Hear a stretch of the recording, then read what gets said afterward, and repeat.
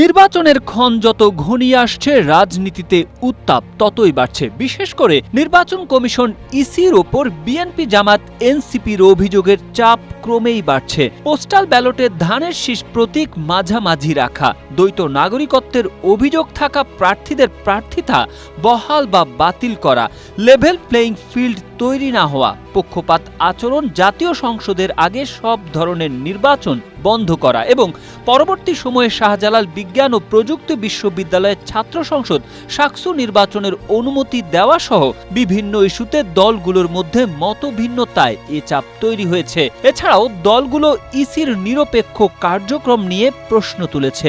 রাজনৈতিক দলগুলোর এই চাপের মুখে ইসি কি করবে?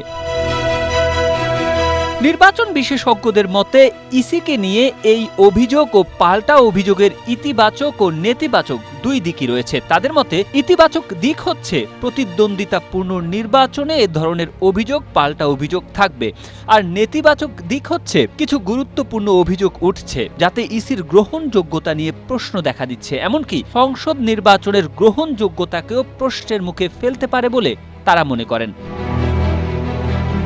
চাপের মুখে পড়ার কারণ হিসেবে ইসি নিজেই অনেকটা দায়ী বলে মনে করেন সাবেক নির্বাচন ব্যবস্থা সংস্কার কমিশনের চেয়ারম্যান ডক্টর বদিউল আলম মজুমদার। তিনি বলেন, নির্বাচন ব্যবস্থায় অনেক সংস্কার প্রস্তাব করা হলেও ইসি তা আমলে নেয়নি। ঋণ খেলাপিদের টাকা মনোনয়নপত্র দাখিলের 6 মাস আগে পরিশোধের বিধান যুক্তের প্রস্তাব করা হলেও সেটি অন্তর্ভুক্ত করা হয়নি। স্বতন্ত্র প্রার্থীদের 1% ভোটারের স্বাক্ষর জমা দেওয়ার বিষয় সহজ করার কথা বলেছিলাম। এসব প্রস্তাব নিলে এখন এমন পরিস্থিতির তৈরি হতো না। তিনি আরো বলেন, দ্বৈত নাগরিকত্বের অভিযোগ থাকা প্রার্থীদের বিষয়ে ইসির অবস্থান অস্পষ্ট ছিল।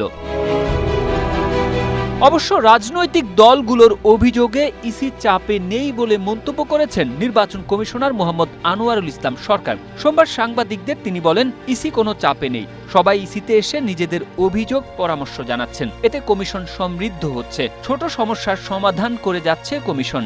আমরা একদমই কোনো চাপে নেই, এখনো ইসি বড় কোনো সমস্যার সম্মুখীন হয়নি। আমরা রাজনৈতিক দলের বক্তব্য খতিয়ে দেখছি এবং ব্যবস্থা নিচ্ছি। এ নিয়ে একটি প্রতিবেদন প্রকাশ করে দৈনিক যুগান্তর। Tarek Ahmed, Asia post.